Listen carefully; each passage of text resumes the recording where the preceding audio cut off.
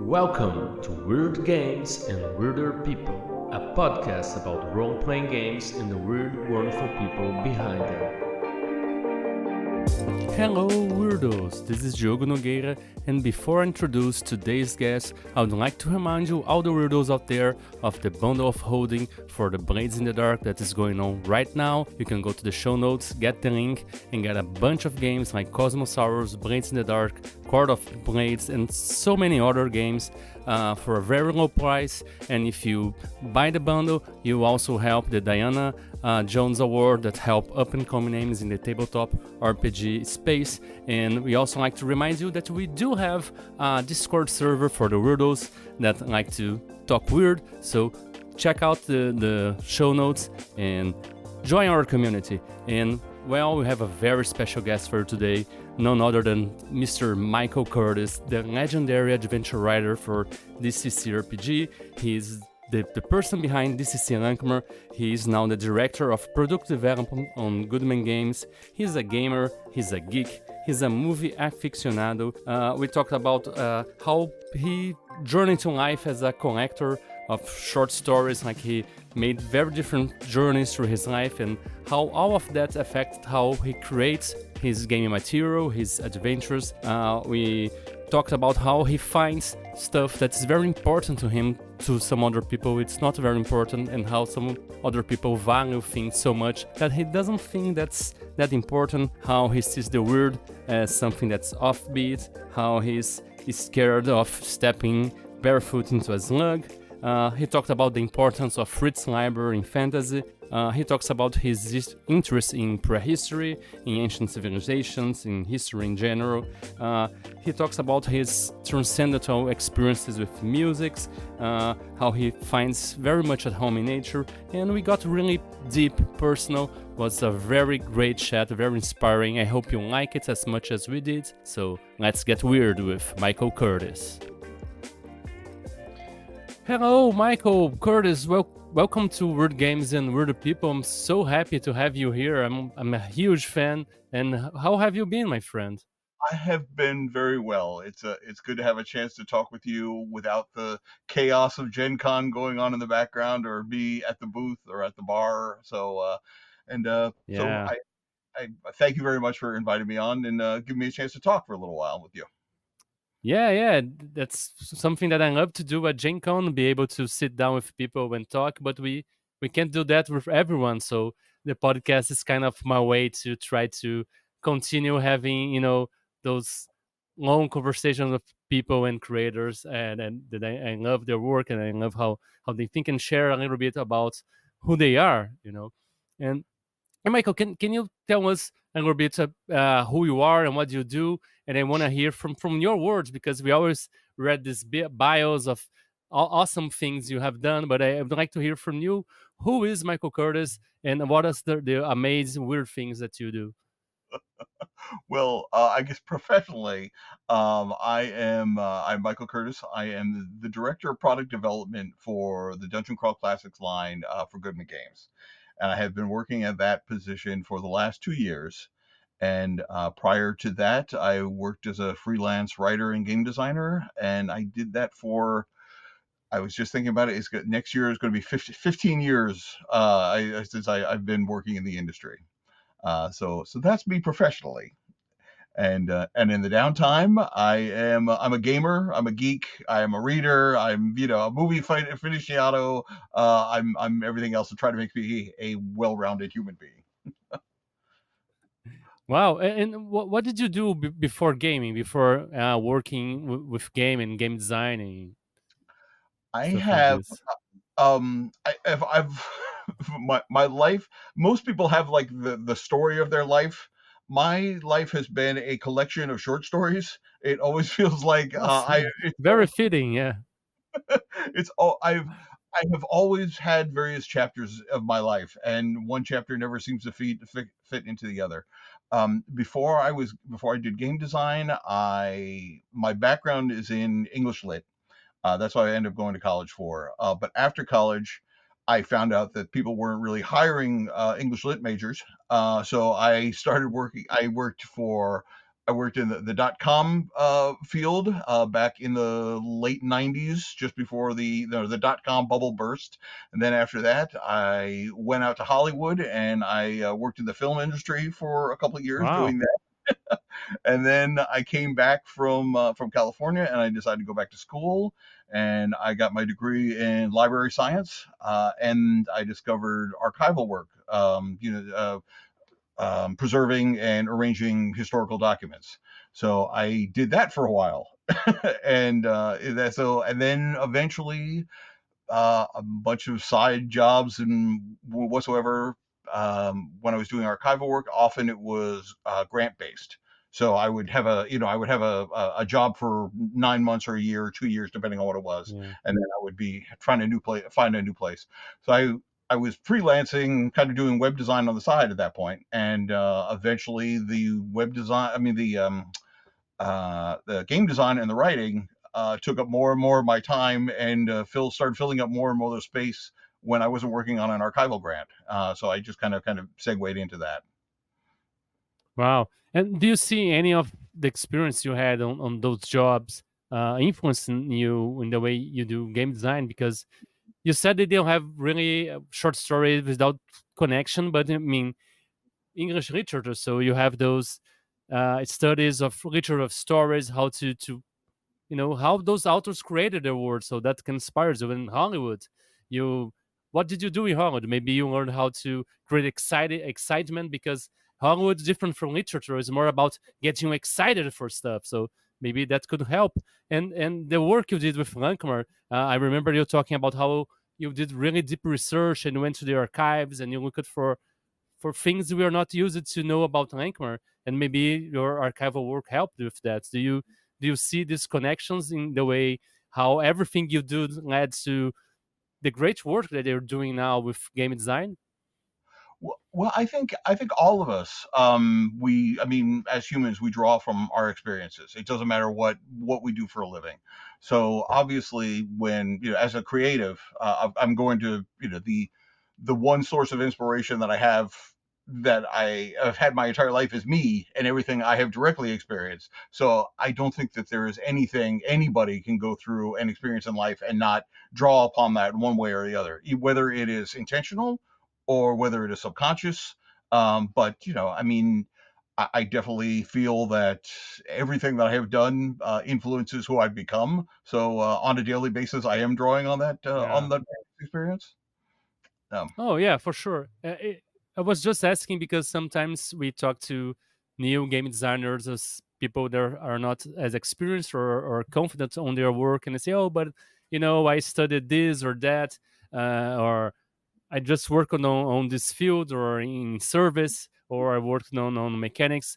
But even all those experiences can inform us in some way, even how to make games about being in service or being like or being a mechanic. Maybe in a great spaceship battle, you could make a game for something like this. I'm sure.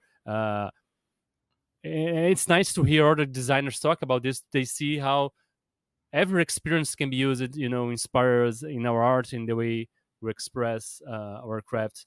And Michael, can you share us a small detail about yourself? The podcast is Weird Games and Weirder People, and the kind of vibe is like Weird's the New Wonderful. We all have our, weird things. And do you have any habit or, thing that you do that people would consider weird, for example?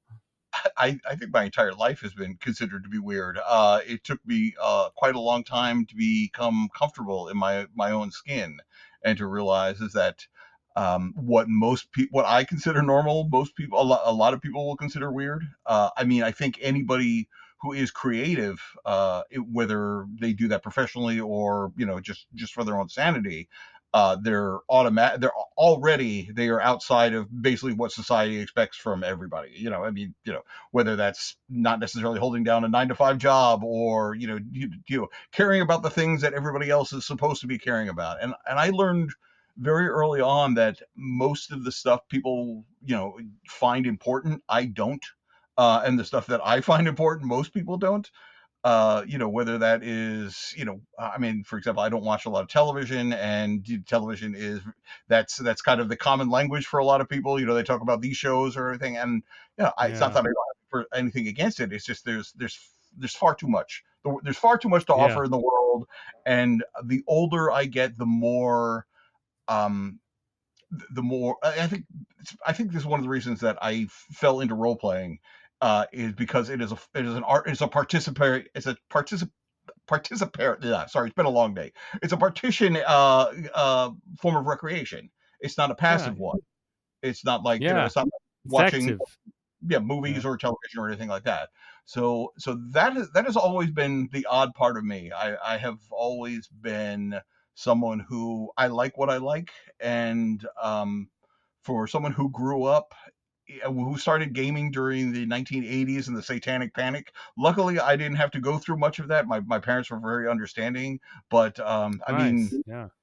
it was it's become more mainstream and more acceptable, in the 21st century. But in the late 20th century, not only was it considered something that was weird and something that only geeky, smart kids got involved in, but there was also the element of evil or danger, especially here in the Yeah. kind of the conservative parts of America.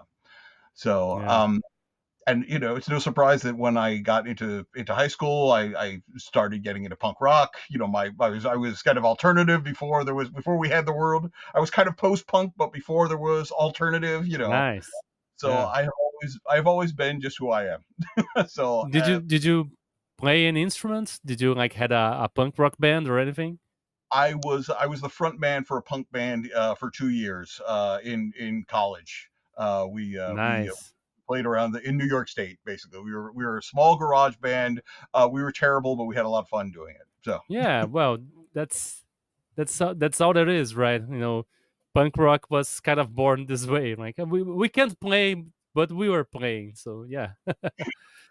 Yeah, I love punk rock. I use it to play too. I played the drums. I actually played everything, but I use it to play guitar. But we have two guitars, and we lost the best man. The best player had to move to another state, so I started playing bass, and then the drummer had to quit, so I started playing drums. But drums is what I played the most. It was really fun, and my thing was the Ramones. I don't know if that's kind of punk rock that you like, but mhm. my was like everything Ramonic, bands that are similar to the Ramones, and you know, I one of her a fine one of her choice. hit, yeah, one of her hit musics was "She Doesn't Like the Ramones." Oh, uh, uh, Michael, what you explore like DCC RPG is all about weird fantasy and exploring the weird, even with the dice and the art and everything, and the creatives. I think they're attractive to what's different, what it makes us see the world in a different way. But I'd like to ask you, how do you define the weird for you? How do you see the weird, and how do you seek it in the experiences you have, the books you read, and the work that you do? I think I would describe the weird personally, first and foremost, as interesting. I mean, the weirder something is, the more I tend to get interested in it. So I like when things are weird. It First of all, it captures my attention. That I might not otherwise consider. It might be something, as I say, what a lot of people take for this very, very important in life. I don't. So if something is a bit offbeat, or it's something which is um is considered not normal by the cultural mainstream, I have more I have more interest in it, and I have more trust in it. Which is something I learned very early, is that the more popular something is, the less I want to have be involved in it whatsoever, because I am, at my heart, I'm distrustful of human beings. I think we're fine individually, but once we get a lot of us together, we make poor choices. So anything that is embraced by the mainstream is always already suspect to me. So if the mainstream is saying, "Oh, that's weird," I'm like, okay, well, that's something I want to go take a look at. So it obviously makes Yeah. me, I'm interested in that, first and foremost, because of that. And then once I start diving into it, there's various levels of weirdness. Some things could be good weird, some things could be bad weird. Yeah. So that is basically, that's my first and foremost description of what weird is. It has to be interesting, and by interesting, usually what it means is it takes what is expected and it does something unexpected with it. And I think in and of myself, I've said this before in various mediums, but I think that is kind of the key to good game design. To take something that might be, to take an Yeah, interesting idea and put it that little. is. Yeah. Yeah, So because someone buys an adventure and you give them a room with a orc on it, guarding a chest, they can write that. You can sell people this because it's nothing. It's almost as a blank. They could come up with that for by themselves. So yeah, it has to be something that takes what we are expecting, which is kind of in the very lowest denominator, like a orc riding a chest. It has to be something they wouldn't think about themselves, right? right. In fact, that's Yeah. that's the example that I've used a number of times. I would say that an orc guarding a chest is not interesting. A chest Yeah. guarding an orc, however, is suddenly, Yeah, it's suddenly the it same is. presence, and it's weird. And now you're like, okay, I want to know more. What's going on here? Yeah, what's going on here? I want to know what how that happened. And then that leads to to creativity. I think the weird is something that's when you see you started it jumpstarts something new and you start thinking possibilities for that, right? Because what is normal you see, you are expected, you take it for granted. So it's very straightforward, right? Mhm. I mean, in life, how many times have something happened and you go, "That's weird," because it's something unexpected or so, and then it immediately your mind starts trying to figure out why that's weird, or is there a rational explanation to it? So it's something Yeah, that yeah. you are more invested in. So I think that's part and parcel to not only what makes this hobby so interesting, but what makes working in this hobby even more interesting. Because it's fine when we're being weird for ourselves, but when you're being paid for this and you're doing this for an audience, you're like, okay, now I have to be weird for other people. And And still be understandable. yeah, yeah, that's often the hardest part, is that Yeah. like I've when I was younger, any horror movie scared the bejesus out of me. I mean, it was, Me too. I remember like I would even see like the coming attractions for, for horror movie, on basic on broadcast television. And I remember the first Friday the 13th movie where Jason comes out of the lake and Yeah. if I saw that, I was terrified. Like I would not sleep that night. So it wasn't. I think Aliens was the first horror, like quote unquote horror movie that I could sit through. So, and I still enjoy horror movies. Not the I first one, the second, the aliens, the one that's more Yeah, action. yeah, Okay, okay, yeah. yeah. Although I have come to the first one is now my favorite. I mean, it's one of my Yeah, my yeah. favorite movies Yeah. of all time. But because I have spent so much time seeing these, and I've seen the specials and documentaries on how you make blood and how you make monsters and everything. I kind of, it's like once you know how the magician does a trick, it's, you Yeah. can respect Yeah. it, but it doesn't have that same emotional punch. So when I have to write something scary, or if I'm writing like a horror themed adventure or something, I literally have to step out of myself, and usually I will pick somebody that I know, and it'd be, like a girlfriend or a friend or, a relative or something. And I think about like what do I know scares them, and then that becomes part of the thing. Okay, if I can scare them, then I'm sure that there are other people just like them, so then I can scare other people in the audience. So it, sometimes design is being able to step out of your side and just choosing one individual to, kind of work that magic on.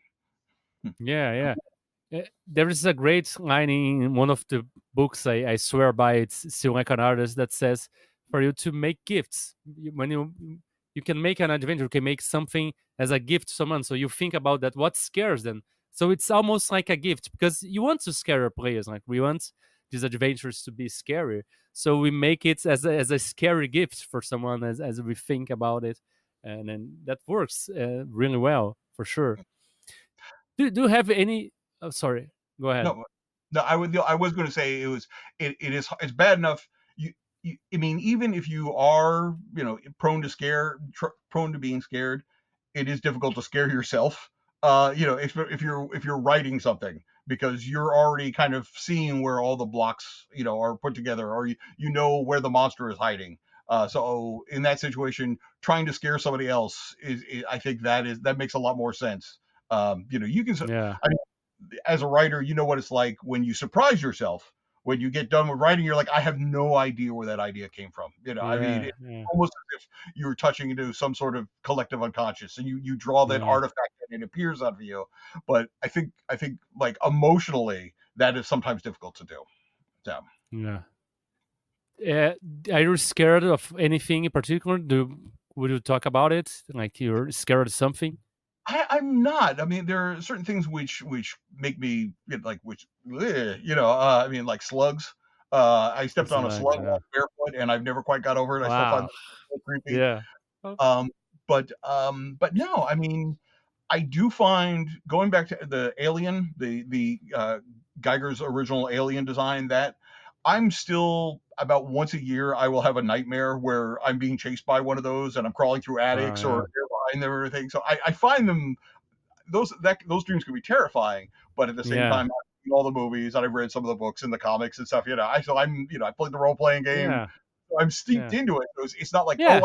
I'm so scared like I can't deal with it, but Yeah. it definitely works subconsciously. It's like that's Yeah. and and I think that has a lot to say with Giger's design, able to come up with something which Yes. feels so alien. Yeah. It's very pregnant too. Like you can't forget that. It's like you see that it's imprinted in your mind. Like you can't forget those images. And yeah. And there's also those instances where you just watch it, a scary movie, a ghost movie, or something like this. And even though you don't believe in this at all, but as you like turn off the lights and you go to your kitchen to drink water, you have this sensation that it's something there with you. It's not that you're scared of ghosts, but you just watched it, so it's in your mind, it's fresh, and you feel this.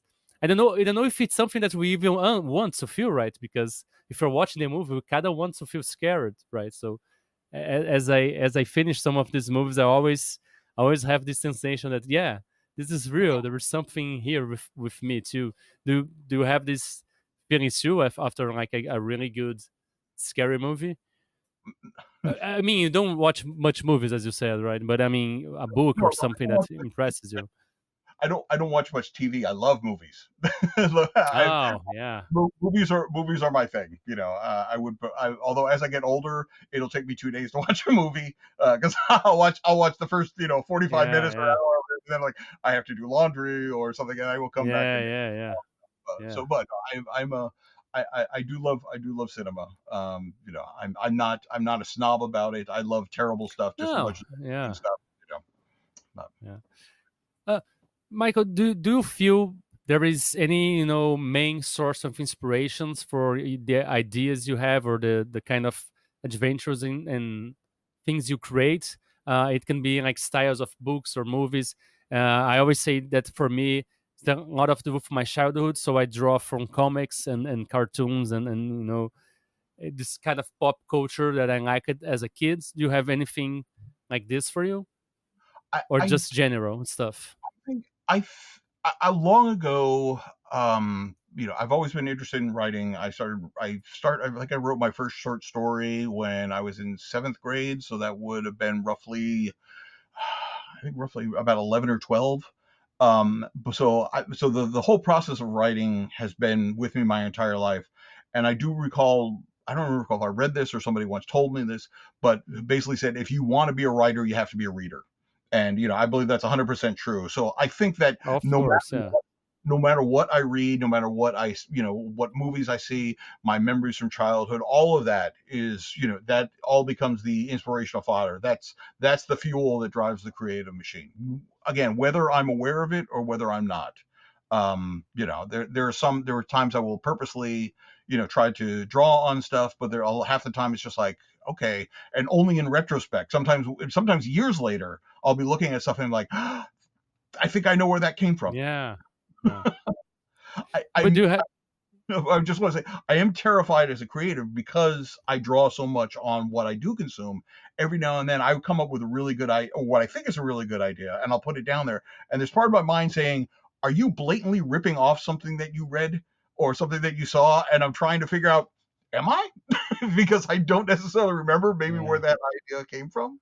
So, Yeah, but I mean, you're always gonna mix it up with your personal experience, and even if it's draw somewhere, uh, another line of the book that I love that Still Like an Artist says that as humans we're almost incapable of making like a perfect copy. If you're not like trying to make a copy, plagiarize something, we're always going to infuse that with some for ourselves and some of other experiences. That's why said, oh, there are so many games about this already, are you making another one? Yes, because it's not going to be like the others, and the others are not like themselves, especially us that we like fantasy RPGs. There were like so many, and like mhm, DCC was just one more after 40 years of gaming, and it was complete for me. It changed the way I saw fantasy gaming like forever, and that's something that I always remember when people say, "Oh, it's already been done," and it's not, because it wasn't that person that did it. So mhm. yeah. I Do you have at least favorite authors or something that you draw inspiration from, either style of the way they do world building, or the way they build character, or the way they build you know challenges for their protagonists? I say that because I love, for example, the way Jack Vance builds cultures and civilizations. I remember that Planet of Adventure series. I love how each culture there has these details that even though uh, they all kind of draw from human point of view, because that's what we have, they all seem unique in some way. So do you mhm. have any kind of people that you try to draw from? And I try to draw some of these details when I try to create factions and cultures, Right. I was very lucky, as you know, is that I got to work with the writings of Fritz Leiber to do the DCC Lankhmar, and Fritz Leiber's fantasy completely changed the way that I look at fantasy. I remember I didn't discover Fritz until I was in college. I had heard about him, but I had never read any of his stories until I was in college. And for whatever reason, my college library had like the first 6 books of the Fafhrd and Grey Master series, and I think I read them over the course of a week. And before that, all my fantasy was either Tolkien or Forgotten Realms or Dragonlance or the stuff that TSR was putting out back in the day. So reading yeah. Liber for the first time completely changed the way that I approach fantasy. So he has had a big impact um, on what I consider my preferred form of fantasy, and I still trying to draw on that, even when I'm not writing Lankmar. I have always called Leiber's style very blue. It's blue collar. It's a working class fantasy. It's not about people in towers. It's not Game of Thrones. It is two down on their luck, lovable characters, and because they are a duo, which is kind of unusual in fantasy literature. Usually, there's very often is a solitary Yeah. protagonist. When you have a duo, you get that great dialogue back and forth. You with Liber, you do feel like Fafhrd and the Grey Master have known each other for years, and they have that relationship where you can insult your friend, and everything is fine, and you can point out their foibles, and they can point out your own. Yeah. So I do draw a lot of inspiration on him, on Fritz Leiber stuff. But again, I think anything that comes into the machine gets ground up and used for Yeah. fuel. So. Yeah, I mean, just asking because maybe there is someone that, or maybe currently is inspiring you in some way, and then I always like to ask because maybe some people can look on them and then see uh, the great things that you might be seeing in that moment. Mm. Uh, Michael, what are you? We're soon gonna have in the Goodman Games Switch server the Indie Creator RPG Summit. Are you? you are involved with that. So can you tell us a little bit about what's going to happen there, and what would be your favorite part of this great celebration and great opportunity for people to learn a little more about making games?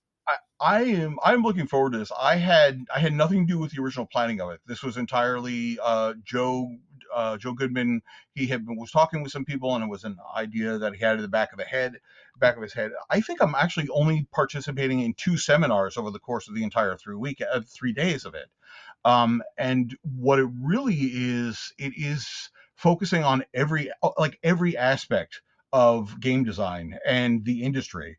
And a lot of people might think it's just like, how to write good adventure modules, or how, or how to do that. But this is really, it's amazing that with the seminars, it's going to be everything from from managing creative talent. It's going to be like how to plan a Kickstarter. In fact, I think Phil Reed from Steve Jackson Games might actually, Yeah, I think he's planning and launching a Kickstarter over the course of those 3 days. It's going to be, nice. how to deal with, dealing with artists, dealing with marketing, I mean, it is literally everything. Everything. Yeah, Yeah, everything. Like, if you have any interest in working in this industry professionally, yeah, or even just as like a, kind of like a vanity press. I mean, there's going to be something to learn from this. This is why yeah, I'm so happy that I get to at least participate for free, because there are things in here which I yeah. don't know about, and I'm looking forward to learning about it.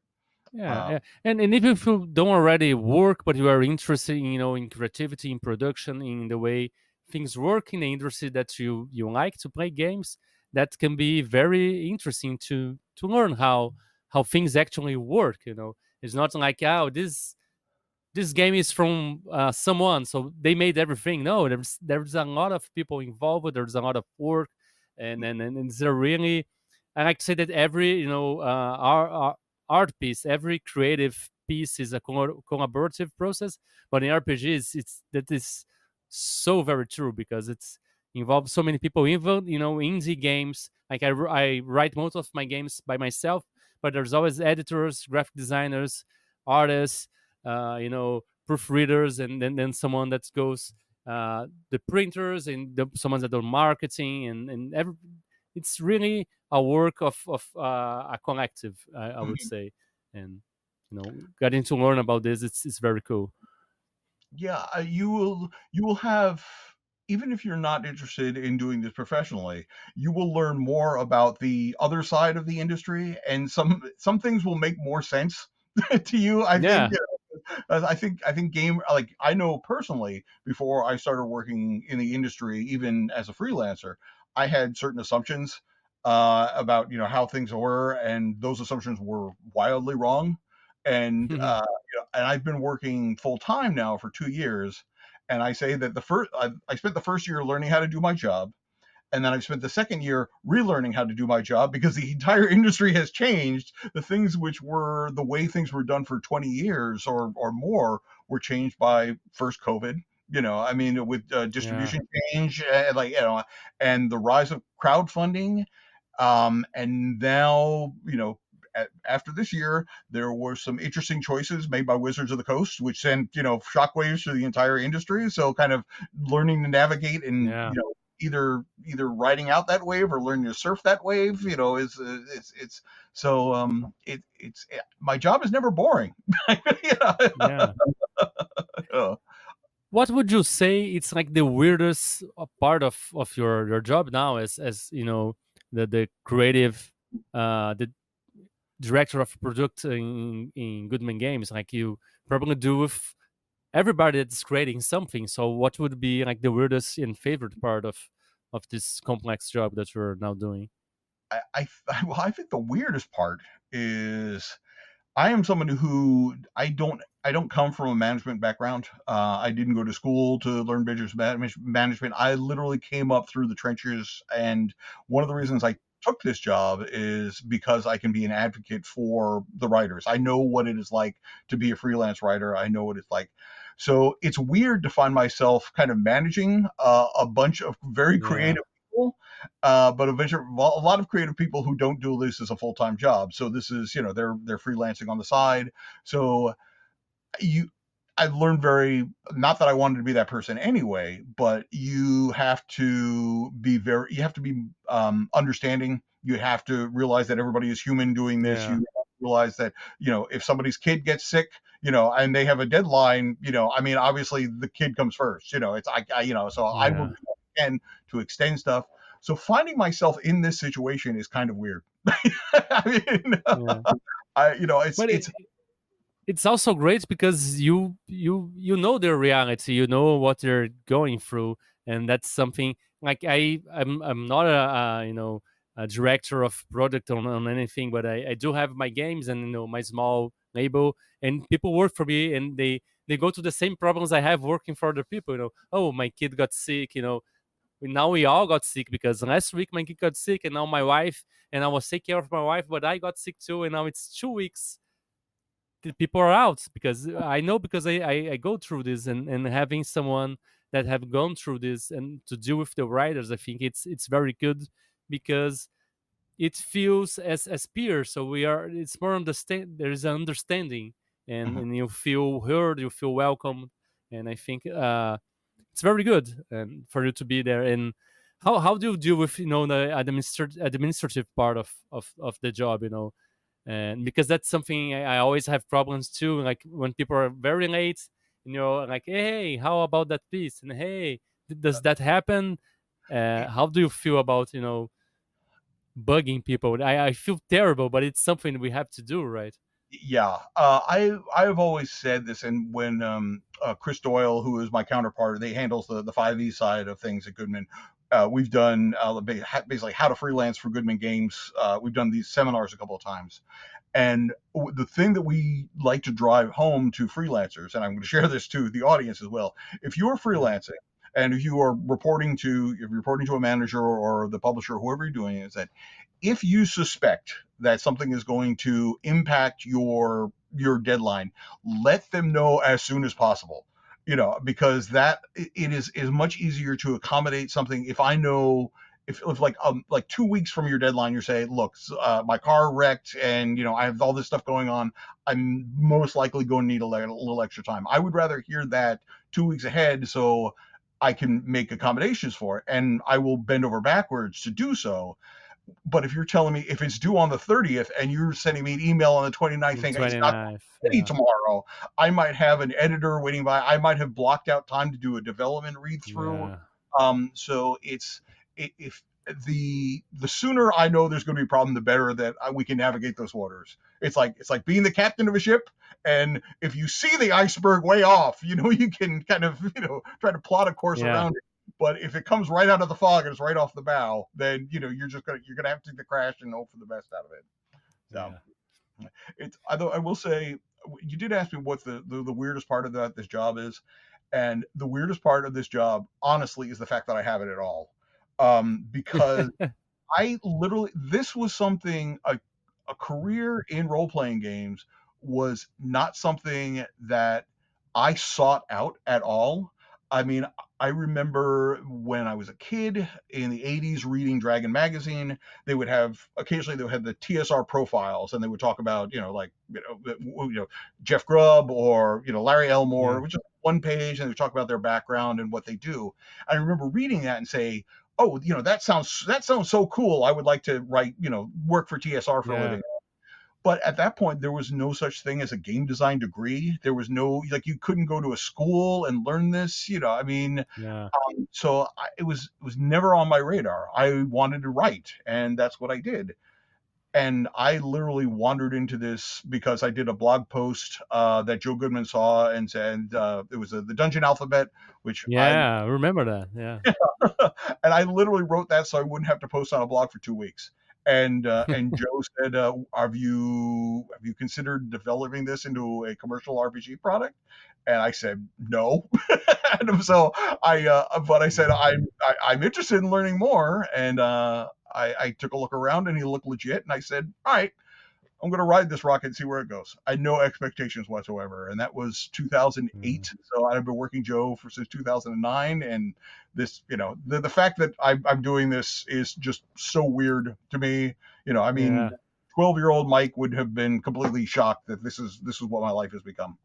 So Yeah, it's incredible. I was just the other day talking about how imagine our kids seeing all the stuff that we're making. We're making games. We're hanging out with creators that I admire of games that I find fantastic.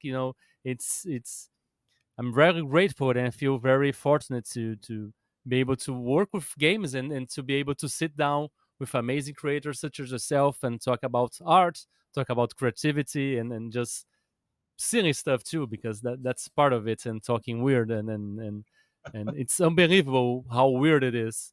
mhm, And right. right. Michael, do you see RPGs as something intrinsically weird by themselves, or just like a normal game? And if you do, if you do or not, what is your favorite part of role playing games? I think they were once much weirder, at least as far as the public was concerned. But we've seen in the last since fifth edition, and the entire like Twitch culture, which has developed around it, and the entire celebrity gaming culture that is around it, and the fact that I mean, people who when I was younger would have no clue what a role playing game is. No, oh yeah, so my son, I've had friends of my mom. My mom is in her 70s now, but I've had friends of my mom saying, "Oh yeah, my son or my grandchild, they play stuff," and it's like some of them are like, "Oh, you like they know Oh, who you are," and I'm like, "No, they don't. They have no idea." um, so for a so moment, I was hoping that friends of your moms asked you to play, like, oh, they want to play something. That would be cool, right? right. I mean, I literally just for this last Christmas, for actually just a couple of days ago, I have one of my cousins. I'm not going to say which one on the off chance that they're listening to this, but their son is interested in role playing games and was very excited to hear that there's somebody in the family who works for this professionally. Nice, yeah. So I sent them a box of comp stuff that I got. I gave them several 5e modules and a copy of the softcover DCC book and a tube of weird dice in there and say, "Hey, go have that." But Nice, I yeah. mean, I have two other cousins who went to school and they are working, more of the computer game end of it, but they went to school and they got to. One of them is doing like narrative. Like the narrative part, he's not doing coding or stuff or like level building. He's the one who does basically what we do. We do the world building, we come up with the characters, we do dialogue, we write Nice, yeah. lines and everything. So, which was something which didn't exist in 1993 when I was in college, or so Yeah. that's amazing. So, I think I think role playing games are becoming less weird. I think they're becoming more mainstream. So I think what. I don't think they'll ever be completely not weird because it certainly takes Yeah. a certain level of imagination or Yeah. Luck for us, because I was worried because you said once something become mainstream, you just don't want to have anything with do anymore. You're saying that RPGs are becoming mainstream. I was like, whoa, what's gonna happen now with Michael? Because you said, but yeah, I don't think it's ever, as you said, ever, because it's requires like the imagination that sometimes people, as you said, it's an active thing, right? Mhm. Yeah, I mean, we've the what I call the adjacent RPG marketplace. The place that sells whether it's miniatures or battle maps or dice towers or everything that has really blown up. So and not to be old guy get off my lawn or anything, but the it used to be a lot more expensive to afford any of the like the peripherals, like miniatures still are True. expensive, Yeah. but where it used to be you had to buy pewter one or lead and then paint it and then put it together. Now you can buy a box of pre-painted plastic ones and you get a Yeah. battle mat, so you can just put that out. So it has become the theater of the mind is less important. I mean, you still want to draw that. So that does make it a little more accessible to people who are coming from maybe more of a visual, more of like a computer background, computer games or board games or something. But No. but you are right. It does require a certain amount of being openness to things which are strange in order to take that first step. to be like, okay, well, I kind of like dragons, which is not something Yeah, everybody wants to say, yeah. I mean, there's always gonna be, like the more popular ones, especially now that I think D&D is gonna go all digital, right? So, Mhm. actually, the requirement of imagination maybe is gonna be a little bit lower because everything's gonna be there. You're probably gonna have, I don't know, images there. Who knows? Even maybe they use AI. Who knows? I don't know, but it's a possibility that they want to make automate things, and maybe that will cut out on the part of creative, but that's the indie RPG world outside of the D still relies a lot on that, right? And Mhm. in DCC, for example, even though there is you can use miniatures and battle maps, a lot of adventures don't necessarily come with that, and the game doesn't require its use, right? So I think some spaces you're gonna be safe from it a little bit, right?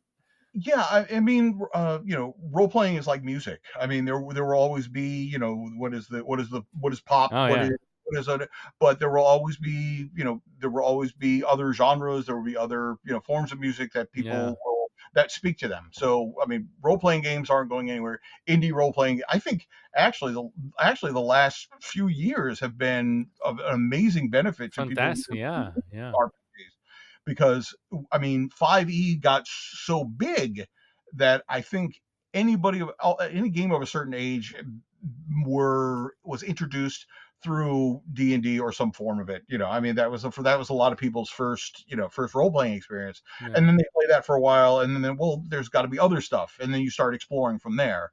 But just because you had so many people come in during the 5e boom, the audience grew so much, and there yeah, will always remain the people who are, well, 5e is what I like these rules, it's simple enough and everything. But there's always that one person at the end of the table is like, well, this is fun, but what if we were, mutant platypuses instead? Or what if we, yeah, instead of adventurers, we were forming a rock band, and or anything else that there is some game for it.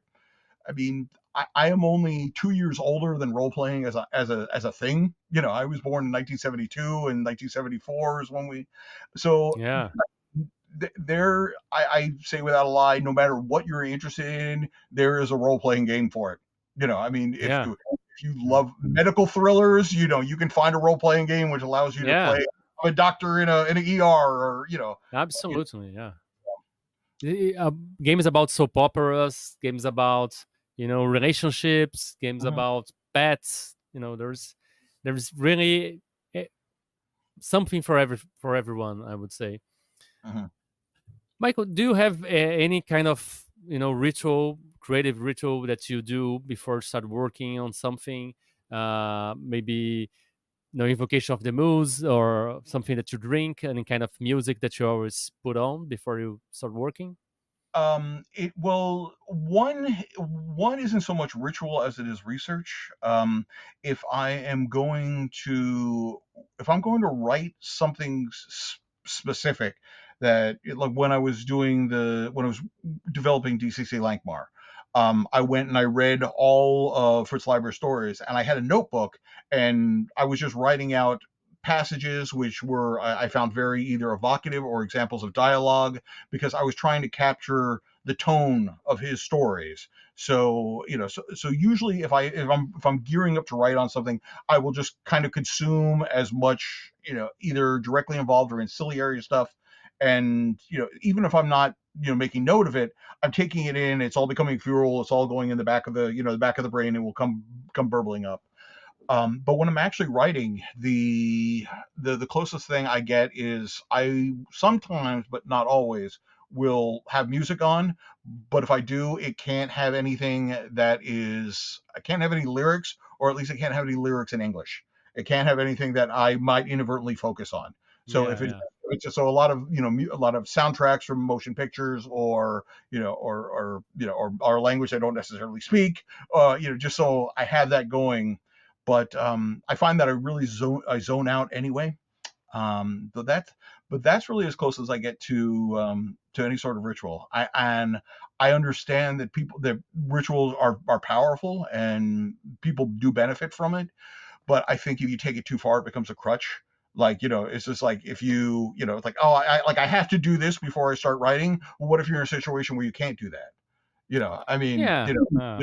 is your writing day screwed up now? Can you not hit your word count for the day because your local, your grocery store was out of that favorite tea that you like to drink or anything? So, um, you know, Yeah, I mean, yeah, it's more something that helps instead of something that's a requirement. Because, yeah, of course, I'm traveling, I can do this stuff, but I still pick up my phone and write on Google Docs something, or a notebook that I write something or take pictures and try to remember to use it for something you save on a notes app or something like this. So, yeah, uh, but yeah, I understand. uh, D- Now, I would like to ask you, more about personal experience with the weird, and first of all, I would like to begin asking about how has your 2023 been for you? Has it been a weird year? Has it been weirdly good or weirdly, it, how is the year have been treating you? And we are almost at the end of it, so it wasn't a great year, to be quite honest. I mean, I work took up a lot of my time, and I'm beginning to realize this. It kind of settled on me this year that I thought I had got through COVID and the pandemic, in relatively good, relatively unscathed by it. But now, looking back on it, I realize is that it did take a toll on me. I'm kind of realizing that, okay, what do I do about this now? um, because my work schedule is so busy, and the like getting together with friends, like my social life has basically died off, and not because of a conscious choice of that. But I realize is that yeah, one of the things I used to, one of the things I used to look forward to is I had a regular gaming group, and we would get together like, every other or every 3 Sundays, and we would hang out. And then, due to the pandemic, we moved to online gaming. And then a friend of mine whose house we used to play at, he moved right in the middle of the pandemic. We all just got vaccinated, so we got together one last time in his place after all the furniture was gone. We literally bought a folding chair, we got pizza, we sat there, and we played face to face for the first time in like about a year. wow, And and then we tried to keep the game going, and we played through Twitch. We played through Zoom, but because there's so much of my job that I'm on Zoom calls, because there's no Goodman Games central office, so everybody I deal with has to be a yeah, Zoom call. So on the weekend, the last thing I really want to do is fire up another Zoom call, even if it yeah, means meeting. yeah, So it's one of the reasons I do enjoy doing the conventions when I get a chance, because I get to yeah, people, face to face.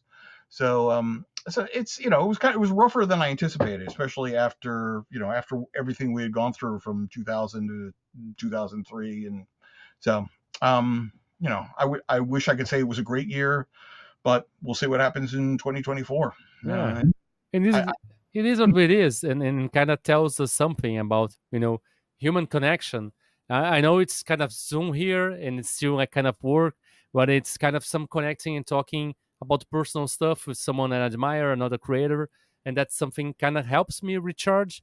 But mm, I know what you said about playing online. And I already spend so much time in my work in front of computer, and then I do layout stuff, mhm, and I have this podcast in front of stuff, and all these things in front of the computer, and now the RPGs are mostly on computers again, and I I don't do well with no online playing and playing. I really miss sitting at a table, looking at people in their eyes, mhm, and being able like to play, and that's something that the pandemic really impacted me too, because almost everyone plays online now. Even the place that we had here in my city that used to have space to play, some of them have closed, and some of them became very expensive, to be able to have a campaign that plays there every week as I used to play before the pandemic. So, yeah, uh, it's if you definitely, at least for me, I'm trying to get in contact with people again outside of the screen, because it's not only we prefer, but it's also healthier for us, yeah, right? yeah. Yeah, the online gaming thing is definitely, it's a two-edged sword. I mean, because it does give you. I mean, what we were talking about, this the last several years have been a boon for indie role playing games, or where once upon a time before this, if there was not somebody else in your local, in your town Yeah. who was in Yeah. playing that obscure, indie RPG game that you bought at a convention or something, you were out of luck. You could sit and read it, and you could think about like the campaign they would Yeah. run. But now with online gaming, you can go out there and say, "Hey, I want to play, Amazing Nurses of the Pandemic, Advanced," and you can find other people like, "I've been wanting to play that too, but there's nobody who wants to play with me," and you can try all of these games. But Yeah. then again, for people like you and I who spend all of our time on the computer and on Zoom calls, it's really like, I don't want to do this anymore. I want to have that Yeah. time that's mine. I want to get together with people. So, you know, Yeah, it's the social, because even online, even there is a social aspect too. People usually just hopping at the time, and as the games go out and you hop out, and you spend all the time sitting. Because if you're playing with people on your table, you get up and you make gesture, or you go to the kitchen, grab something, or you grab, you know, you're not 4 hours sitting in front of a screen. Yeah, and I'm tired of it, to yeah. be honest. A little And that bit. also, even when I'm running games at a convention, I mean, I am gaming Oh face to yeah, face with people, but at the same time, it's not the same as playing with your friends. I mean, because you have yeah, 4 hours to do this one game, and it's going to be a one shot. And sometimes people have played, they paid above and beyond just to play this session over there. So you want to make sure yeah, everything's good. You want to make sure, like people are getting their time value of it. So you don't get to the, oh, let's have a half-hour discussion about, like the movie that we saw and we all hated, or just, hey, how are you doing, or I mean, yeah, and that's really the part that as social animals we do enjoy. I mean, if I yeah, was to run a game like, hey, we just hang out for 4 hours, we talk about stuff, and we talk about geek yeah, culture or whatever. I mean, I yeah. wouldn't. About a game you're reading, yeah, a book you're reading, or something we saw, a documentary or something that doesn't happen on online gaming. We get there, we talk a little bit about how everyone is, and then we get to gaming, and then we get out, and that's it. So yeah, Maybe we just come up with a new convention game style. Maybe we the adventure is only 2 hours long, but yeah, 4 hours yeah. long. Yeah, but at least maybe half an hour before and half an hour after, just for hangouts, and maybe that can work. I don't know. Uh, Michael, what would you say was the weirdest game you ever played? It can be tabletop role playing game, or it can be either video games. Do you play video games, by the way? Do you play other sort of um, games, or just a RPGs? little more now that I'm working in the role playing game industry, because it's a nice break away from. Although I'm still at the computer, I don't have to worry about trying to. The world is designed for me. As I said at Yeah, the start of this, role playing is a very participation act, but with like a computer role playing game, less so. So it is a nice break. But I mean, I was not a big gamer, especially during my formative years in college, or or in my 20s or 30s or anything. Only recently I've kind of that, because I could afford a somewhat decent computer and play somewhat decent yeah. games. But the weirdest game I've ever done is I ran it. And I'm very proud of this. So I would years ago, I would go to North Texas Game Expo every year, and I would make it a point of running one strange game, something that people weren't going to play outside of it. So it would, like, I remember I ran the TSR's Indiana Jones game one year. People heard about but never really got a chance to play. Well, there was a Dallas role playing game, which Oh yeah, yeah, you know it, but not everybody may know this. yeah, In the yeah, in the 80s, there was a very popular show in America called Dallas. It was a primetime soap opera, basically.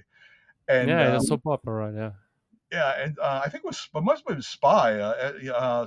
They put out a version of it, and it was one of the first licensed first licensed role playing games. And it was very odd. It wasn't, it was like the people who put it together kind of knew what a role playing game was, but not really. So that was weird enough for me, though. Like, just I got a copy of Dallas role playing game, and I said, not only am I going to run Dallas, I'm going to run Dallas in space. so, so wow. so what it was is, it was the year 3000, and all the characters were in space, and it's like a proto LARP, because everybody's playing these characters, and they have to cut deals with one another, and maybe they don't want other people to go. So basically, I would send everybody out of the room, and everybody would go off on their little cliques, and they would talk, and they would negotiate and everything, and then they would come back, and we would play out kind of the results of what these, it was kind of like diplomacy a little bit of, like you never Yeah, know who yeah, you in the back or anything. So the game as written was all stuff which was tied to the television series. There's like the properties. I didn't watch the television series myself, but there was like oil wells or whatever have you. So I replaced all that with stuff from science fiction. Like there was like a briefcase from the Wayland Yutani Corporation, or there was wow, yeah, the gold press latinum. I was just like everything I could possibly think of. I was just threw in there, and like one of the characters was actually a replicant, and there was another one who was a secret Blade Runner, so they were trying to figure out who they were. So it was one of those things yeah. that I don't even have the notes anymore. I think I actually auctioned them off at one point, but that was pretty much the weirdest thing I've ever actually run. Yeah, so, sounds wild, and kind of remembers the stuff that people do in the DCC after parties. I remember these games that mixing everything, like Punjar and really wild mixture of influence, and kind of felt related, and something like this. Yeah, I think some of the greatest role playing games are the ones that you can't market. They're like, and like Yeah, people in the DCC community, like, I can't make it to Gen Con, but I want to know Doug Con. Like, can I buy something that Doug yeah, run? I said, not unless we can put Doug in a box and mail him to you, because yeah. it's not It's something it's that it's unique. Yeah, it wouldn't be the same. I mean, in a book format. It's kind of very performative too, right? The games that run in Gen-Con, they're very intrinsic to that experience, to those people that are there, and the way one table, go over to another. They swap Mhm. judges and swap players, and one table affects another. It's weird, and it's a wonderful, weird, and fantastic experience. If you have the opportunity to be at Gen Con, any weirdo that it's listen to this, get the chance to play the DCC after parties. It happens on Embassy Suites Embassy every Suite. day after Gen Con. Yeah, Yeah, it's usually starting surreal fun. Thursday night, because we're very tired usually Wednesday, because we've been setting up for 2 days. So, but Yeah, Gen Con officially start Thursday, so yeah, Wednesday no, but yeah. uh, Hello Weirdos, this is Diogo Nogueira and I'm back with a word from our sponsors. Me! I just released a new game called Cosmosaurus, in which you play a dinosaur space ranger who protects the galaxy from evil threats such as slime bankers, undead pirates, and Cosmosaurus from a void dimension. It's a game with a runes light system inspired by Forged in the Dark and Lasers and Feelings. It comes with a bunch of tables for you to generate content for it. If you know my games, they're really easy to play, and they have tools to help you improvise and play with low prep. It's an ideal game for one-shots, short campaigns, and introducing new people to the hobby, and it's a really perfect family game. I play with my kids all the time. It's a game inspired by Saturday morning cartoons. It's really well illustrated by Lucas Kowalski from Poland, and with a great layout by Guilherme Gontijo. It's a really fun game. You should check it out on Drive-Thru RPG, itch.io, or exclusively in print on exaltedfuneral.com. I have many other games there, check them out. All the links are in the show notes, so click there. And let's get back to Weird with our chat. Michael, do you have other hobbies besides RPGs? That's they're more like for you instead of like for your work. that has been the hardest part of taking this job. It was because before I started working in the industry, role playing games was my hobby. It was my escape from it. But I'm sure you understand this when you do this, all of your time. Yeah, It's difficult to unwind doing it. I you know I, as I do paint miniatures, but that is kind of tied into the hobby as it is. So I do, not as much as I would like. See what I was talking for about losing my social life, post pandemic. I started going to shows again. I'm very much looking forward to traveling again. I got the chance to do the UK Game Expo this year, so it was my first time going over to England. Ah, yeah. I actually went over 5 days before the convention just because I had never been before. So I went to London and I went to the British Museum and I wandered around London and then I took a day trip and I had a Fantastic. blast. Yeah. And I love going places, especially as I get older. I mean, but I really wish I had more, but and Yeah. I'm really trying. Well, I know the feeling. I'm trying to find something that's just for me, and Exactly. and I'm exploring with comedy, and I think I'm gonna start, ukulele classes I, just to have something, to do to create maybe. And I'm actually thinking of mixing comedy with ukulele, like Adam Sandler does, in his stuff. And what kind of shows do you said you want to go to shows now more? Do you go to music shows? Do you yeah. enjoy do you enjoy comedy shows or no? Yeah, I mean, that's the other thing is that my sense of humor is there. I don't know if it was just the age that I was born into, or I mean, there has been like a lot of comedy really that was comes out which really speaks to me. I mean, I would catch listen bits like I don't remember the last like movie that I went to and I laughed out loud at. So but no, Yeah. I when I go to shows, it's more time. It's 99% of the time it's a concert of some sort. I'm going to see something. So I just and I'm What's the last show you went to? last time I went to, I saw Hailung, who is they do their thing is history amplified.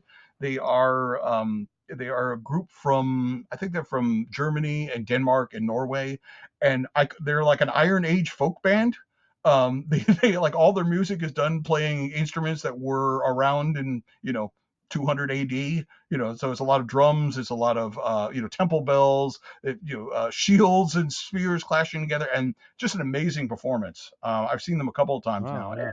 It's the closest I get to any sort of spirituality because it's one of those performances that it's very moving and the crowd really gets into it and it's like stepping back in time.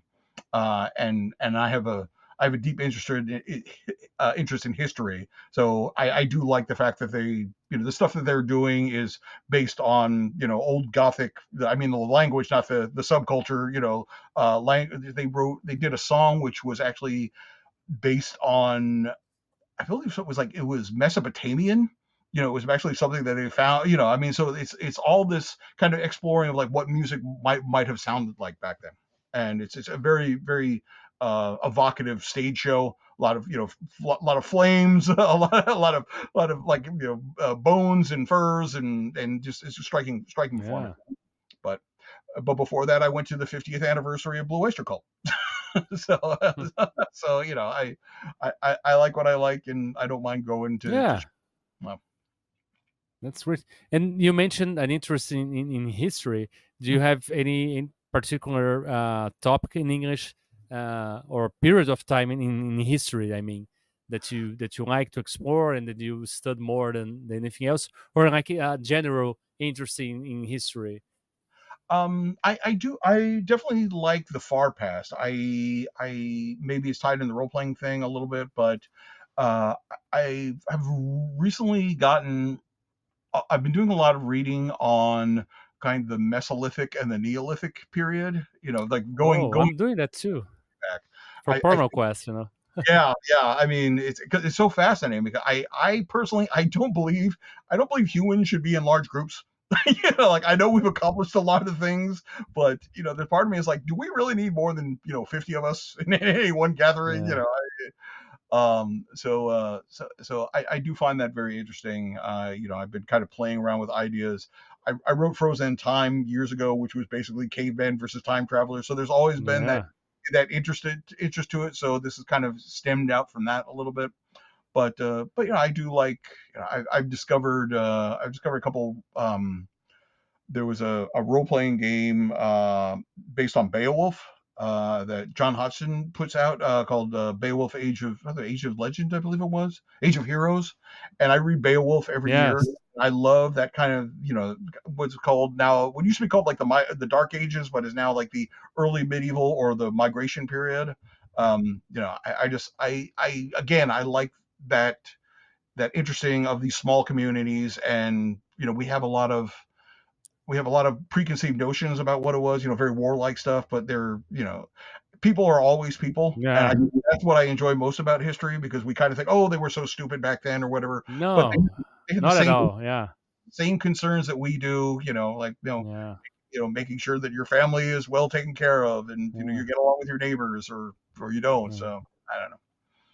I've been reading a lot about prehistory and especially original people, and I've read recently a book about prehistory in Brazil. It's called Before Cabral, which is who European that theoretically discovered Brazil, and Mhm, talked about the tribes, and one of the things about South America is the continent with the most languages of all continents.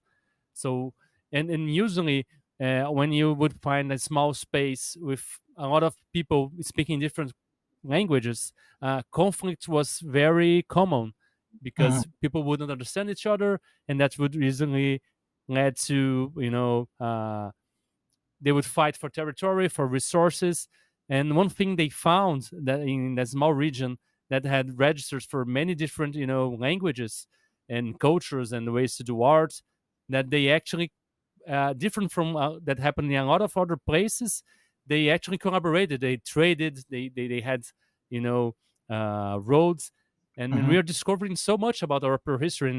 We used to think in the Amazon we only had like hunters and gatherers that were always traveling, but they actually have like villages and roads, and now that people can with a drone or a satellite can scan with lasers. They can find so many structures that we didn't imagine there was there. So it's very fascinating to look at, and I'm very interested in this kind of stuff too.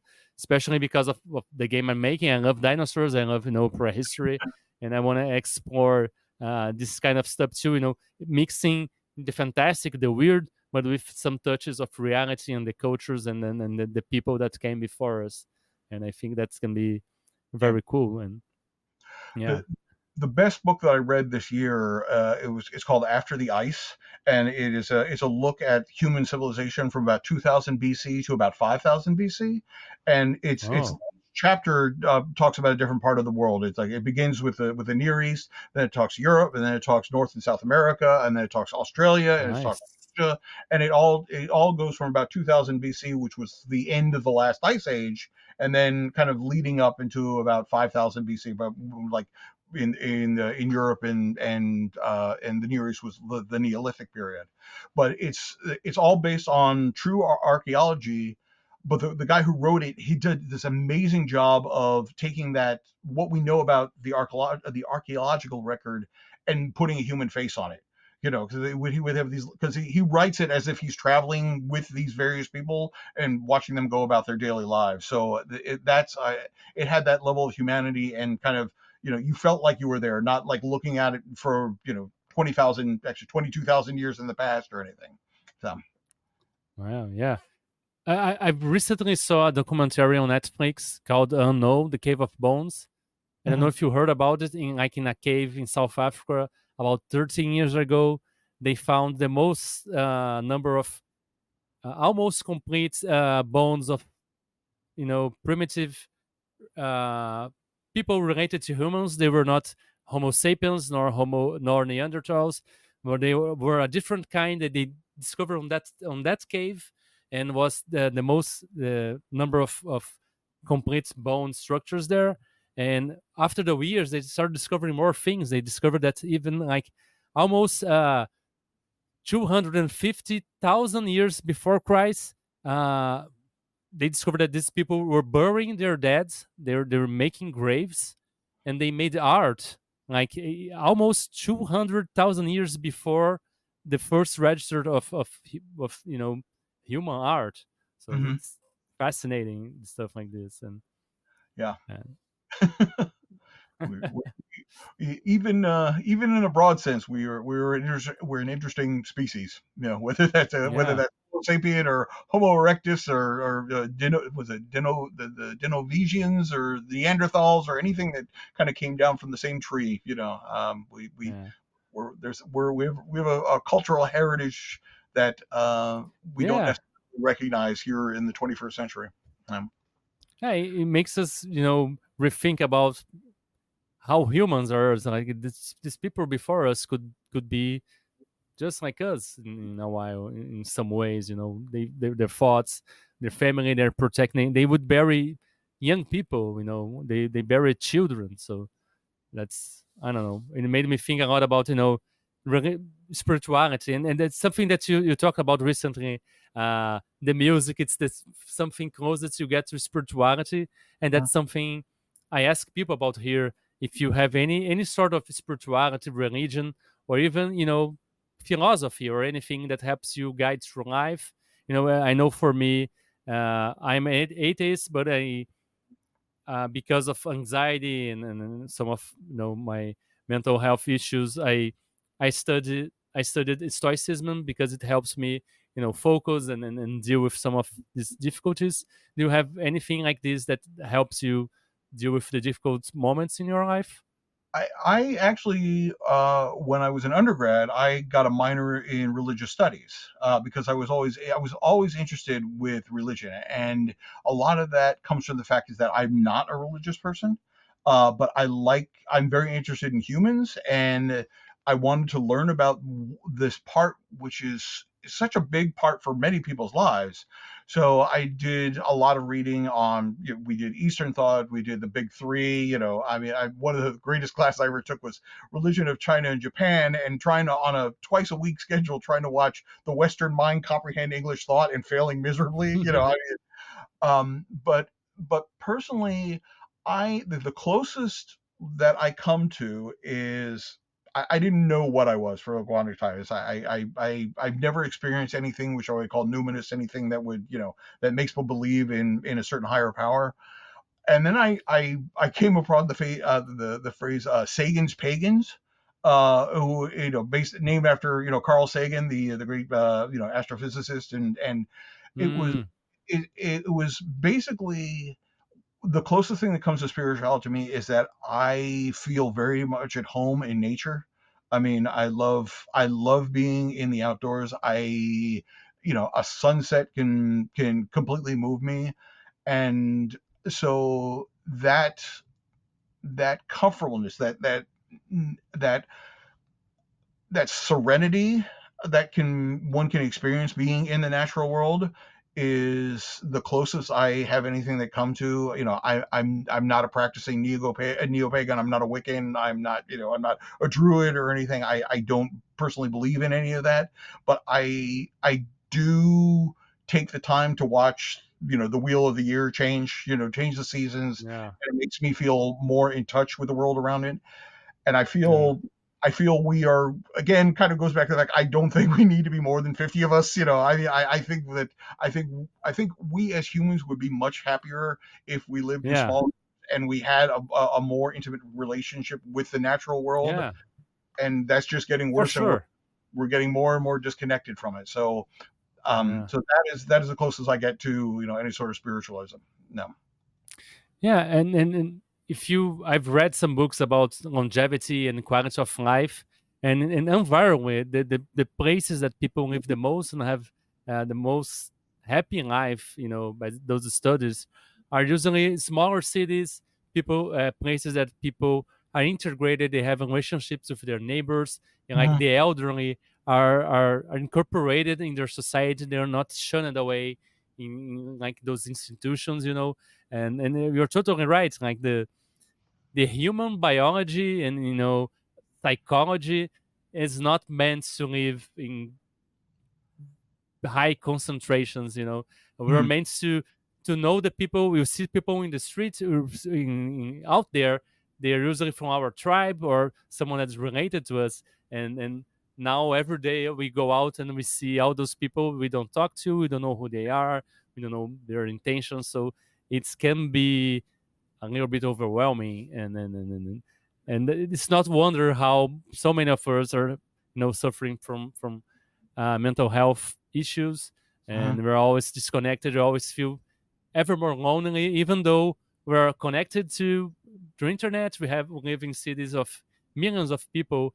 I think we haven't been as lonely as a society as we are today, right? Because I you can live from home, you can order food from home, you can buy groceries, you can work. You don't have to live for anything if you Mhm. don't want to, and Yeah. sometimes I do make a conscious effort to go out. I have to go out. Oh, I will go buy bread, and I will make up something just to get myself out, and because of my son, to get my son out of home, to stop watching displays and things like this. Yeah. So I completely understand. And what you said about feeling serenity in nature, I think that's the closest to this. If God exists, I think that's the closest thing we have, because it's harmonious, it's connected, it's everything, and these images that as humans we made from God, that people like to say that God created us in our image, but I think it's totally the opposite. We created God in our image, so God is watchful, God is vengeful, God has a lot of rules. God, if he doesn't obey you, he's gonna punish you, and that's completely human.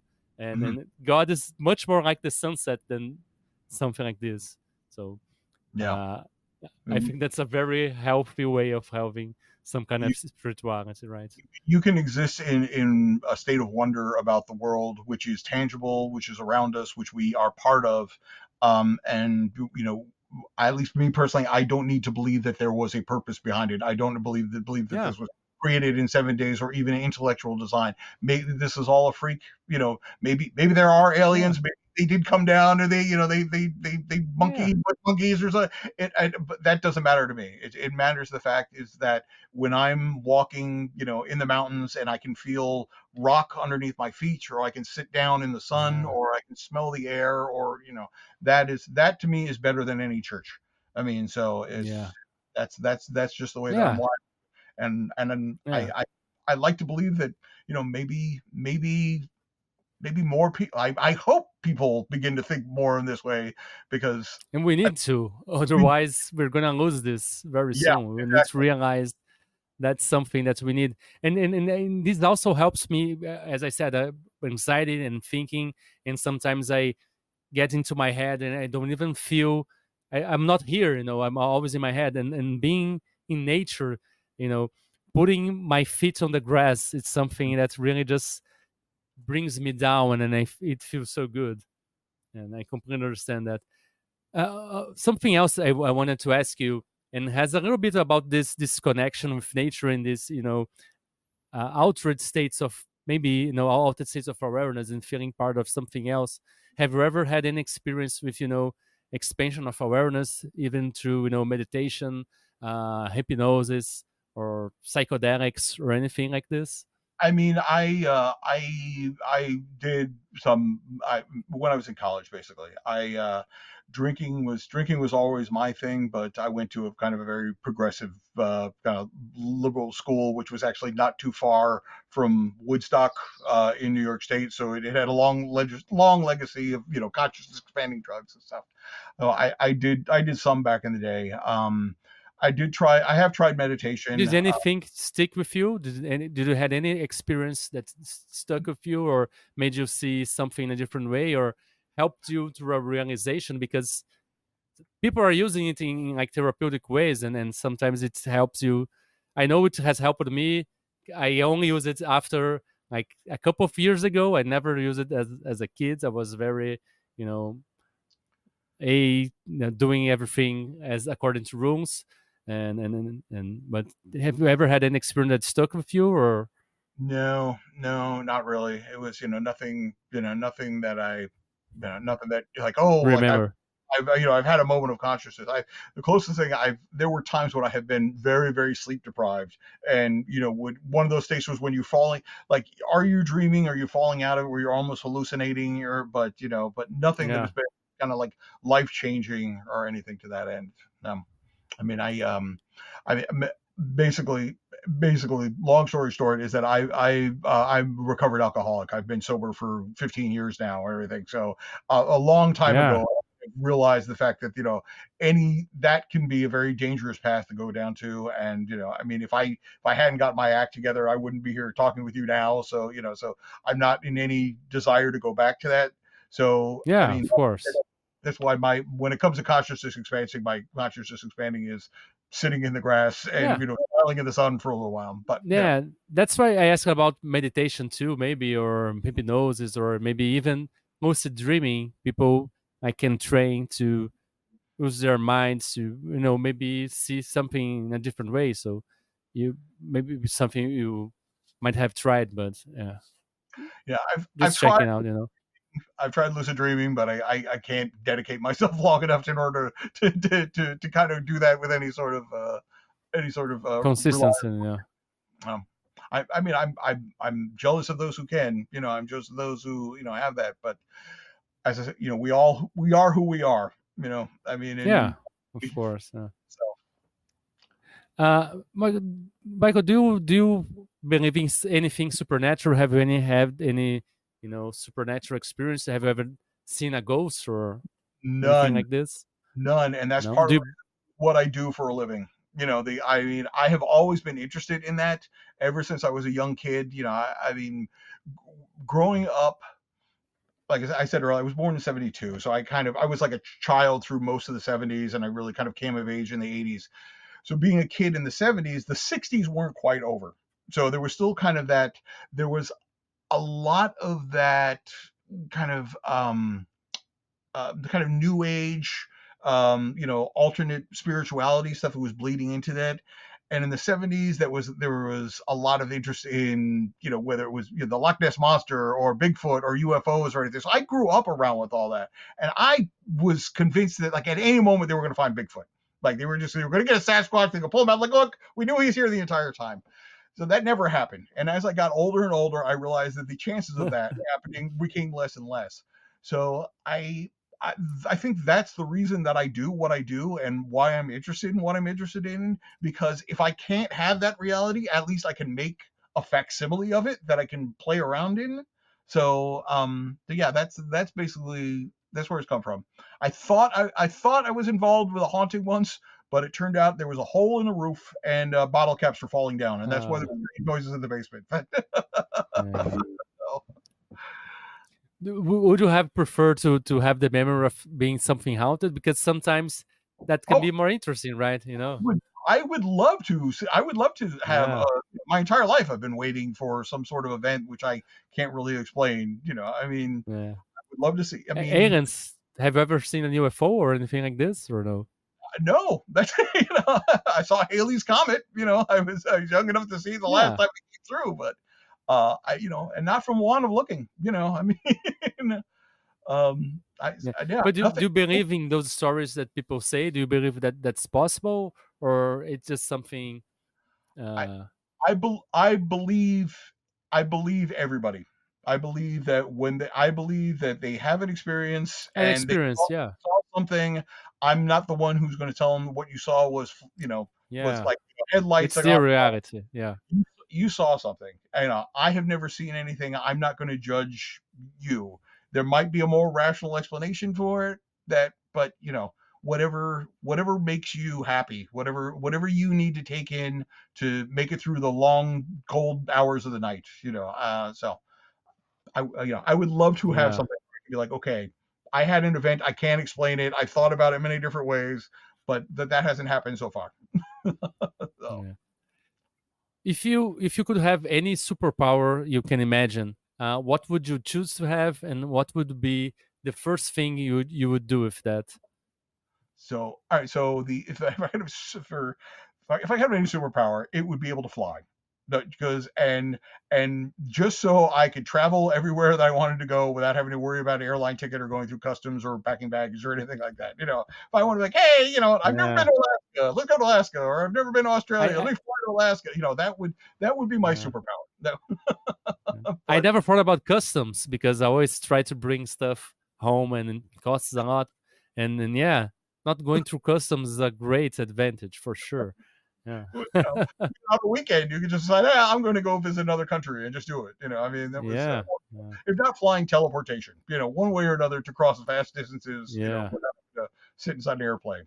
Yeah. Or, I do prefer flying because I think the sensation would be sensational. As you imagine flying through that landscape and seeing, the sunset while you're flying. It's supposed to be fantastic. And teleportation always feels like I am dying and being reborn again in some way, so I'm kind of worried. But flying feels safer and must feel better, I think. yeah. Right? Because how is the sensation as you're being you're vanishing?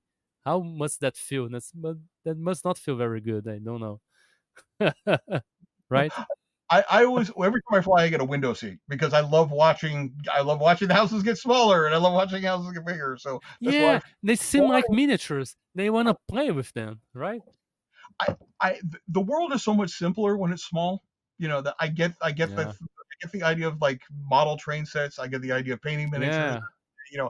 That It seems recreation playful. Yeah, on a small scale because everything's perfect in that. Because you have that god complex, like I built this or anything, but yeah, yeah, everything's happy in my little train world or yeah, my miniature world, yeah, right? So I completely yeah, get that, and that's why I like looking out. And it boggles the mind, though. I think when I'm flying, I'm looking out of the window and I realize that there are people, who are they're having their lives down there. It's like like those. It's not like a movie set. It's like there are actually people who they go about their daily life, and in wherever. And I mean, I just that felt like, do we have that many people? It feels yeah, like an awful lot of ground for people to be doing stuff on. But yeah. I digress. Yeah, but this podcast is everything about this grass. So, but something that I thought about as you're saying that is also kind of help us put in perspective, right? I always hear about those stories about astronauts that would go to space and see the planet from there and say, think about how small Mhm. like our problems, our petty things really are. And as we go out in the plane and we see all these people going through their lives, and we think about how our problems are big, and how they are going through the same thing, and how we're all we're all the same. We're all going through the same thing in different ways, right? So and that's always that I think too. and I mean we're human, so we come from that background. It's like my group of apes is better than your group of apes, and I'm going to throw a stick at you if we get together and everything. Yeah, It's we haven't done it yet, and I don't know if we ever will, but it would be amazing if we can ever, as a species, realize like, hey, you know what? Maybe we don't need to throw sticks at one another. Maybe we can, yeah, actually and realize that maybe we don't have to agree on everything. But I yeah. mean, um, Because we are all the same. We all convince the others to agree with the same thing, but in a different kind of view. Like we're all trying to do the same thing to each other. Why can't we all just say, yeah, everything here is valid? You're like this phrase from someone that I admire that I hear a lot is that inspired this podcast, the comedian Pete Holmes that says, if I were them, I would be them. If I were this person, I would have born. I was born when they were born. My parents were their parents. I learned everything they would learn. I would do exactly what they would be doing. I am that person in some ways, right? That's something that's we as a human race may need to learn and fast. I think because the space is running smaller, and we're things are people are getting I don't know greedier and scared, and no, yeah, there's this. I I yeah, I I don't like the way that the world is going. I mean, I hope that something will occur that is not yeah, a huge catastrophe that allows us to take a step back and to reevaluate. Like, okay, maybe yeah, we this a better way. The one thing that always struck with me when I was getting my religious studies degree is the kernel of basically every religion in the world is be the best person you can be, and yet somehow Yeah, we still manage to find that a reason to fight each other and kill one another over. I yeah. mean, down at And all. one people from both religions say they have to be good, but they're killing each other. You Mm. know, weren't you supposed to be good and treat the other one like it was your own? And that's something that always makes me with religion. Like spirituality, it's something, but some organized religion sometimes makes me, yeah, you know. But anyway, let's go back to something a little bit more, you know, lighthearted. And uh, if you could make anything weird and fantastical and maybe from science fiction or fantasy or games literature, and it would make that thing real in our world, what would you choose to make and why? And it can be character, it can be a faction, it can be a place, it can be some kind of power, anything like this.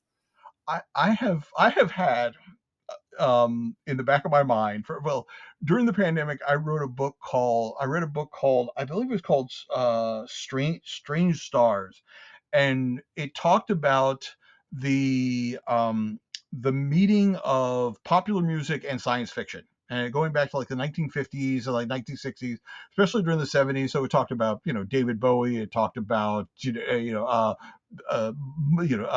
Parliament Funkadelic. It's basically all of these places where science fiction and music came together. And it occurred to me that as I get older and older, and have my fun experience I had back in the day being the front man of a band, and although I could no longer do this mostly because of my hearing loss, like I can't bid myself to sing or anything, but I would love to basically get the most positive version of Guar whatsoever. Like Guar has this, they're like, they have this kind of science fiction backstory, but it's all very horrific and everything.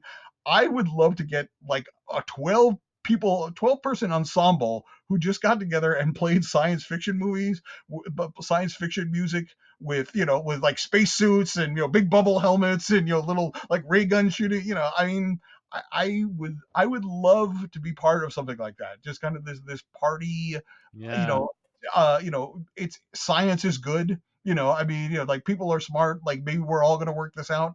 I don't know. That's just something that's been in the back of my head. I don't think will ever come to be, but if I could make that overnight and get yeah, 11 people, that's you want to get a big yeah, spacesuit on and just go around and play, funky space music and, that you would be amazing. Yeah, yeah, that would be a great event, a great performance. Yeah, but 12 people together is it's hard to coordinate for sure.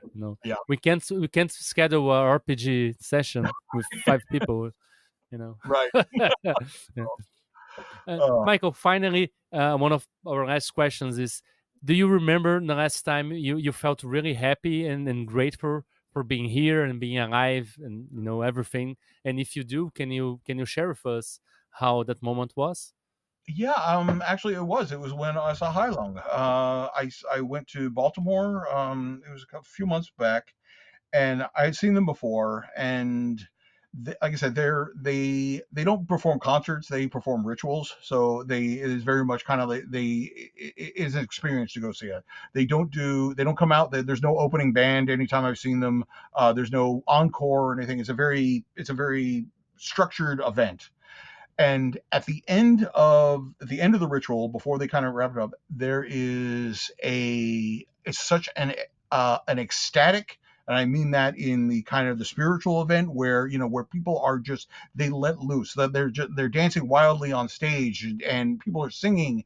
And they when I had seen them, this was the first time I saw them, which had assigned seating. So I was sitting down through the entire time. Most of the time I've seen them in the past, it's kind of journal admission, so I'm standing during the show. But this time, I didn't have great seats, but I was only about 3 rows away from the stage. I knew this was coming, and when this came, they go into the final song that they're going to perform and everything, and a bunch of people who've been there, we just all get up and we go right up against the stage, and the stage just only comes up to maybe even my waist, and the drums are pounding and people are singing and people are dancing in the aisles, and it's just this amazing. Like I said, if church was like this, I would be there every Sunday. Because there's just this immense feeling of emotion. You could see the look on everybody's face, and there's probably about 12 people on stage, actually more than that, because like 10 of them are just what they call warriors, and they're just there with a sword and there's like a spear and a shield, and they're dancing, and some of them are jumping into the audience and crowd climbing and running around, and Wow. there's Yeah. like 6 different singers, and everybody just has this immense smile on their face, and they're all there in this moment, and I'm looking around the crowd and everybody else is there. They're just having this wonderful feeling of being human and being together. And Yeah. it's because nobody has their cell phone out, nobody's recording this, they're not looking there, so they are being Yeah. part of the moment. And I mean, I literally drove 4.5 hours to go see them because they weren't coming anywhere close to my home in New York State. And I wanted to have that experience again. And this was so wonderful of this Yeah. emotional release, that when you were done with it, you were just like, all right, the world's okay. These people are okay. I mean, I don't mind being human right now. I wish we could do this all the time. So that Yeah. was that And was the last time that I was really, I had a very positive outlook, not about myself, but yeah. us as a species. Do you think it's possible to see those kind of experiences, those music that's connective, as a way of expanded awareness, because you feel connected, because there is states of awareness that are changed by music, by rhythm, by drums, Hmm. and that thing that you feel connected to all those people and you feel like one. That is a way of of expanding awareness and connecting, and then feel as one with the people around you, and if even with the nature, as you said. Hmm. Music is very powerful in this way, and can alter our brain waves and stuff. I even, as you said, I can listen to music to write sometimes. I've been listening to an app that they make music that say that works with creativity, with focus, Hmm. and they are created by humans. I made a point to try something that is not computer created; it's created by people, and then people say it can really change something, makes you reach make connections, like neural connections that were not possible before. So that's a great way, and maybe that's something that helped you feel that connection and happiness. For me, and like I said, happy and alive. For me, happy is the human connection, right? Hmm. Uh, I love this phrase that says happiness is only real when shared. Right. It's very hard to feel happy isolated, right? Right. I completely agree. And I think I think this cell phone, this device that we carry with us all the time, Yeah, has become, this is the wall now that is between us and these yeah, things. Everybody has to, yes, it take a is. photo of it or video record it, or they want to, their Yeah, and everything. And I purposely make it a point of to not do this. I mean, when I was over in England, there was one point where I was sitting on the underground, ready to go somewhere, and I just said to myself, I'm going to remember this moment.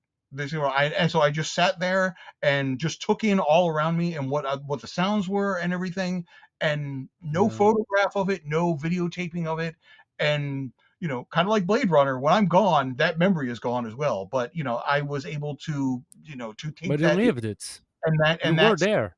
yeah, and that's the cinema. And I can't share that moment with anybody. I can't say this is what I saw. Yeah.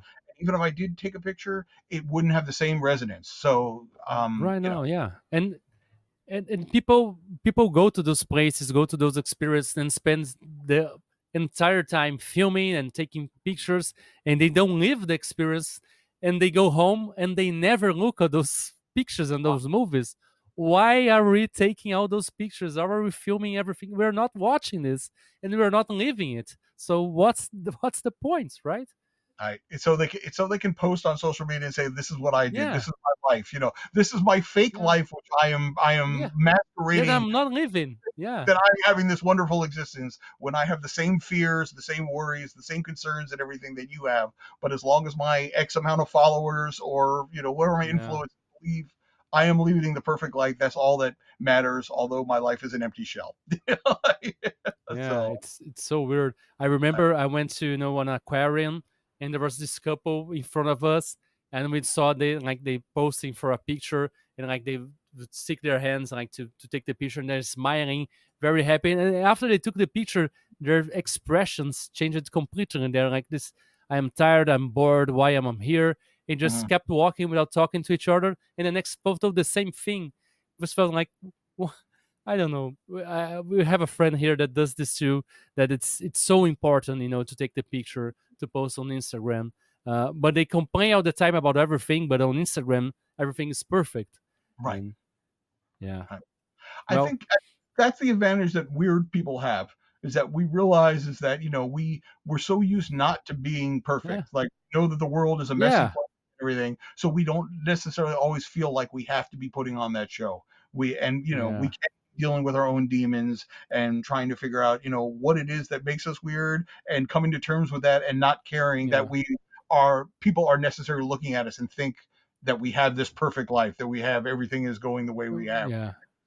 I mean, we learned that, right? As you said, it's something that we learn to be more comfortable being who we are, and that's something I always come up here. Like, I think weirdness has a lot to do with authenticity, of being yourself unashamedly, and people will see you weird, because I think everybody is weird, but some people go into that tribe mentality. I have to fit in.